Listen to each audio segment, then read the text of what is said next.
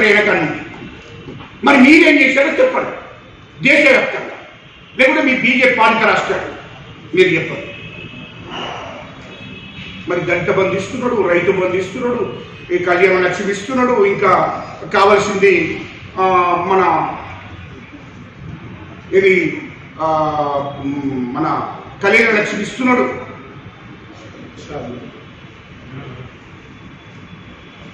ఇప్పుడు అన్ని రకాలుగా ఇక్కడ ఉన్నటువంటి ప్రజలు పింఛన్లు ఇస్తున్నాడు. మరి ఇవన్నీ ఇస్తున్నప్పుడు మీరు చేసేది కూడా చెప్పాలి కదా, నేను ఇది చేస్తున్నాను. రైతు మీరు ఇస్తున్నాడు, మీరు అడుగుతున్నారు, ఓకే అడగండి, మేము కాదనడం లేదు, కానీ మీరేం చేస్తున్నారో చెప్పాలి కదా. రాష్ట్ర ప్రభుత్వాన్ని అడగండి, కానీ మీరేం చేస్తున్నారో కూడా చెప్పాలి కదా.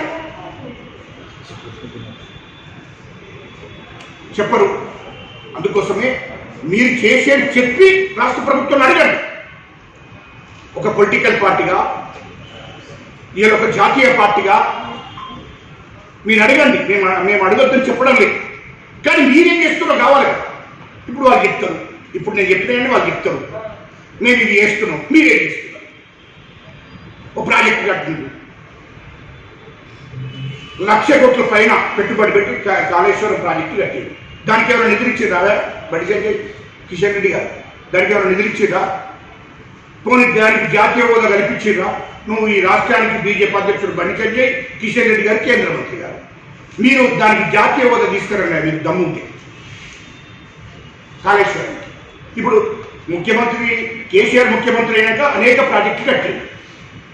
మరి మీరే ప్రాజెక్టులు కట్టిందా దేశంలో? మీ బీజేపీ పాలిత రాష్ట్రంలో ఎన్ని ప్రాజెక్టులు కట్టిందా? ఒకటి లేదు. మరి ఏమడుగుతున్నారు మీరు? రేపు ఏం చెప్తారా ప్రజలకు? ఈ జాతీయ సమావేశాల్లో మీరు ఏం చెప్తారు? రేపు ఎల్లుండి బహిరంగ సభ పెట్టింది, బహిరంగ సభలో ఏం చెప్తారు? ఏం చెప్పరు. మీ దగ్గర ఏమీ లేదు. అబద్ధాలు చెప్తారు, మోసాలు చెప్తారు. ఏమన్నంటే హిందువులనే మోసం చేసింది ఇదంతా. హిందూ అధికారులకు వచ్చినప్పటి నుండి ఉత్తరప్రదేశ్లో, మధ్యప్రదేశ్లో, బీహార్లో దళిత గిరిజనులపై దాడులు జరిగాయి. ఒక్కనాడు ఈ దళితకు సంబంధించిన రాష్ట్రపతి ఒక్కనాడు దాన్ని ఖండించలే, ప్రధానమంత్రి ఒక్కనాడు ఖండించలే, మాట్లాడలేదు. బీజేపీ అధికారంలోకి వచ్చినప్పటి నుండి ఈ స్వతంత్రం వచ్చి 75 సంవత్సరాల కాలంలో ఏనాడు కూడా ఇన్ని దాడులు జరగలేదు. బీజేపీ అధికారంలోకి వచ్చినప్పటి నుండే దళితుల మీద, గిరిజనుల మీద దాడులు జరుగుతున్నాయి. ఇది వాస్తవం కాదా?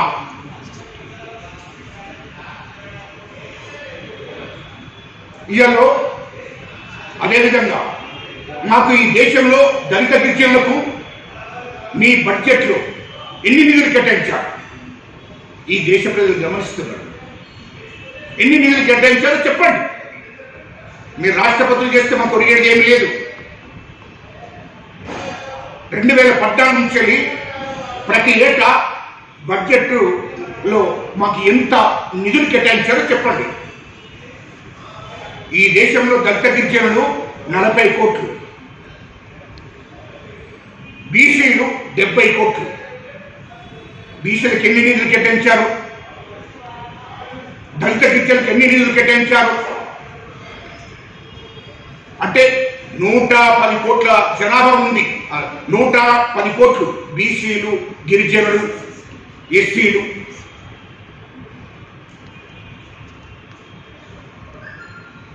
ఓసీలకు 10% అంటే 10% రిజర్వేషన్లు అమలు చేస్తున్నామని చెప్పారు. ఉన్న రిజర్వేషన్లే అమలు చేస్తలేదు మీరు. ఉన్న రిజర్వేషన్లే అమలు చేస్తలేదు. ఇంకా ఓసీలకు ఎక్కడి నుంచి రిజర్వేషన్లు మీరు అమలు చేస్తారు? ఇయాలో నరేంద్ర మోడీ గారు మాకు కూడా రిజర్వేషన్ పెంచండి 15% నుంచి 25%. అప్పుడు మీకు దళితుల మీద ప్రేమ ఉన్నట్టు, అప్పుడు గిరిజనుల మీద ప్రేమ ఉన్నట్టు.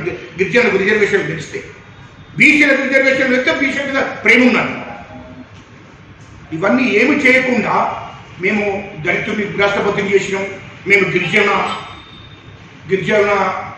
ఒక మహిళను రాష్ట్రపతి చేస్తుంది. ఏమవుతుంది గిరిజన?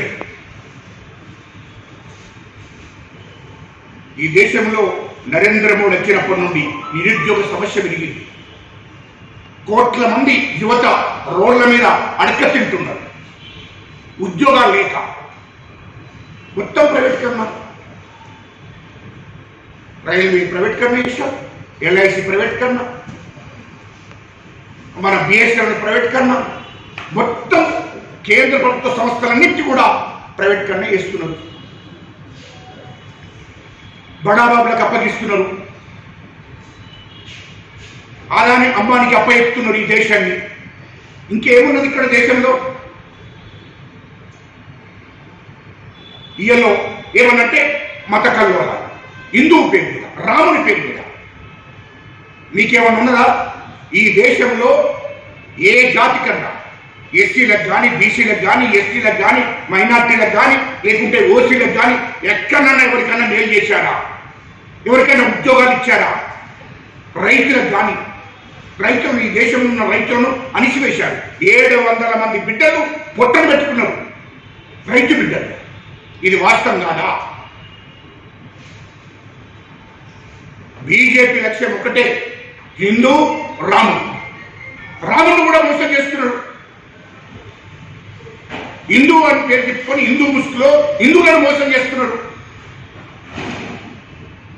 వీళ్ళలో వీళ్ళకి కావాల్సింది బీజేపీ వాళ్లకు రాజకీయ అధికారం. కర్ణాటకలో అదే పని చేశారు.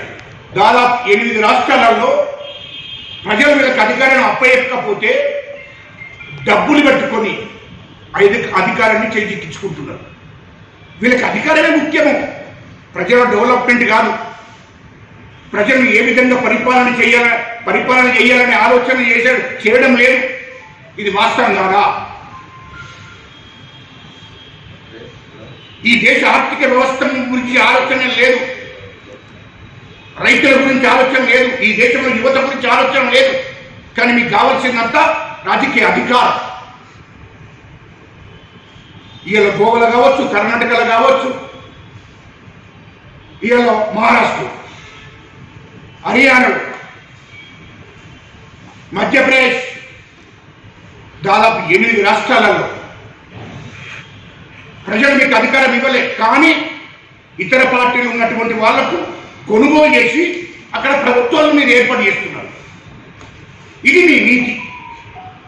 ఇది మీరు రాముడి గురించి మాట్లాడతారు. అంటే మీరు రాజకీయ అధికారం కోసం ఏదైనా చేస్తారు. ఈ దేశంలో స్వతంత్రం వచ్చి నుండి ఏ పార్టీ మీ రకంగా చేయలేదు. అంటే మీరు రాజకీయ అధికారం కోసమే ఆలోచన చేస్తున్నారు. అధిక స్కీమ్ పెట్టింది దళిత గిరిజనులకు కావాల్సింది.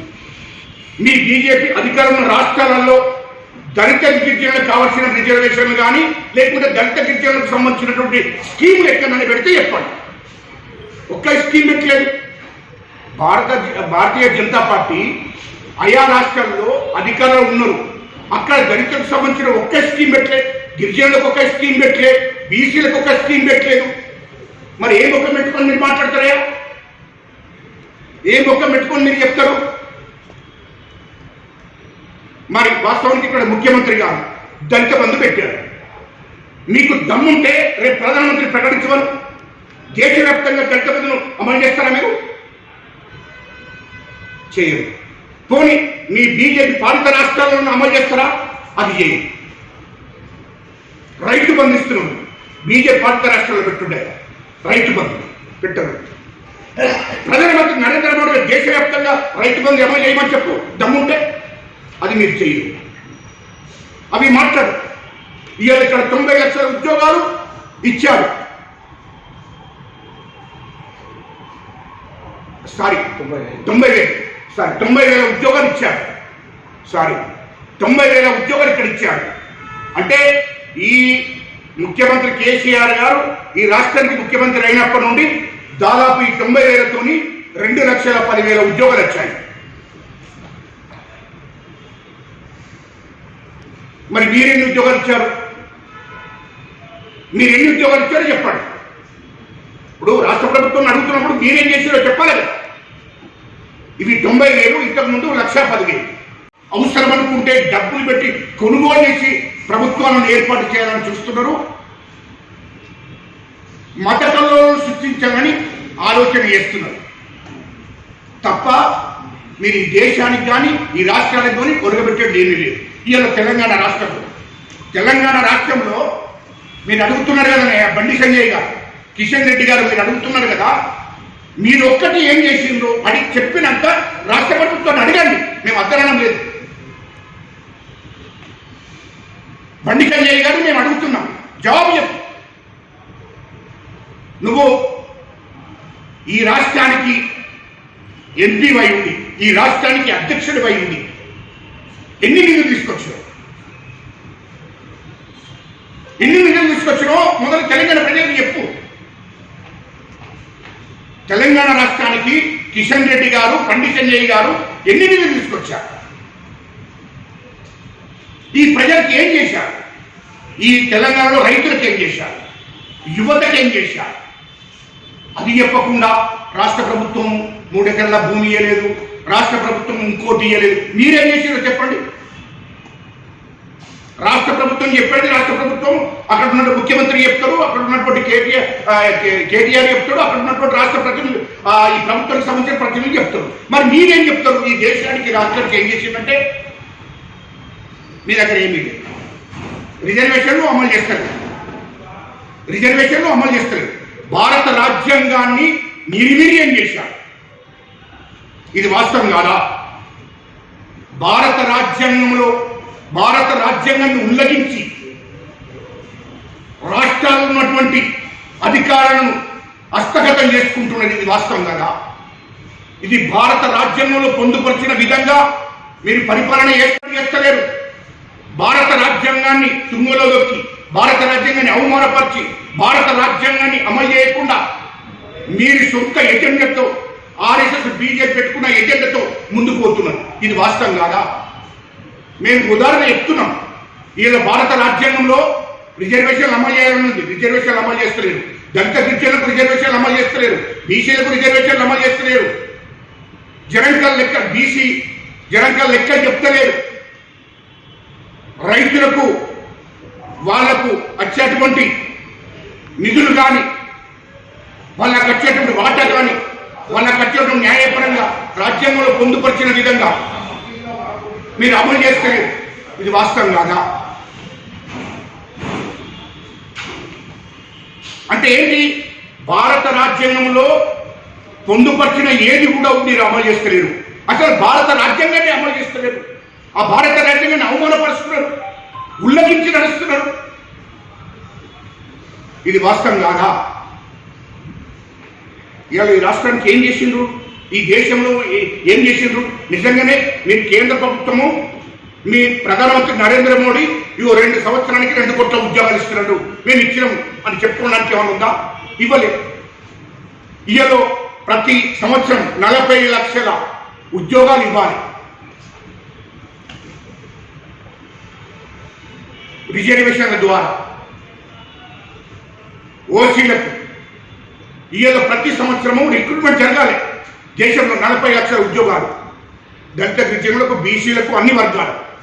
కానీ ఒక్క ఉద్యోగం కూడా ఇప్పటివరకు అమలు చేయండి. మరి ఈ దళితులకు ఉపయోగపడేటువంటి, దళిత గిరిజనులకు ఉపయోగపడే ఏదైనా స్కీమ్ పెట్టిండ్రా?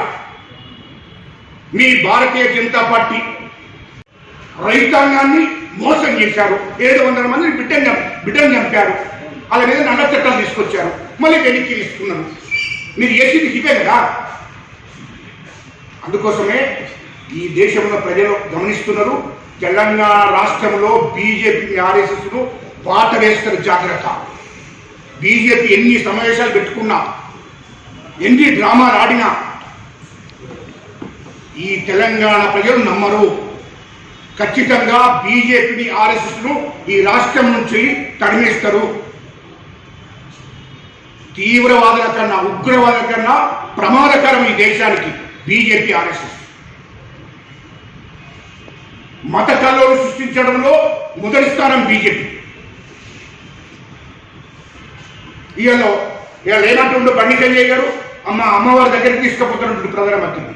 ఏం చేసిందా అమ్మవారి దగ్గరికి తీసుకుపోవడానికి? హిందువులకు ఏం చేసిందా? అంటే హిందువులను రెచ్చగొట్టడానికి మీరు ప్రయత్నం చేస్తున్నారు తప్ప హిందువులకు మీరు ఏం చేసినో ఒక్క మాట చెప్పండి. ఈ రాష్ట్రానికి ఏం తీసుకొచ్చిండే బండి సంజయ్ కిషన్ రెడ్డి గారు? ఏమైనా ప్రాజెక్టులకు నిధులు పట్టుకొచ్చారా? ఏమైనా నిధులు తీసుకొచ్చాడా రాష్ట్రానికి? ఈ రాష్ట్ర ప్రజల బాగోగుల కోసం ఒక రూపాయి లేదు. అందుకోసమే తెలంగాణ ప్రజలు నమ్మే పరిస్థితులు లేరు. తెలంగాణ ప్రజలు సరైన గుణపాఠం చెప్తారు. బీజేపీ ఇటువంటి 10 సమావేశాలు సదస్సులు పెట్టినా మొత్తం దేశంలో ఉన్నటువంటి వాళ్ళందరూ ఇక్కడికి వచ్చినా ఎవరు నమ్మే పరిస్థితి లేరు. అదేవిధంగా సౌత్ ఇండియాలో వీళ్ళ ఆట నడవై సౌత్ ఇండియాలో అస్సలే నమ్మరు. సౌత్ ఇండియాలో అది తెలంగాణలో ఆంధ్రలో ఎట్టి పరిస్థితుల్లో ఈ తెలంగాణ ప్రజలు ఆంధ్ర ప్రజలు బీజేపీ నమ్మరనే విషయాన్ని ఈ సందర్భంగా తెలియజేస్తూ ఖచ్చితంగా బీజేపీని ఈ వీడియో కానీ మీకు నచ్చినట్టయితే లైక్ చేయండి, అలాగే సబ్స్క్రైబ్ చేయండి. పక్కనే ఉన్న బెల్ బటన్ని నొక్కడం మర్చిపోకండి.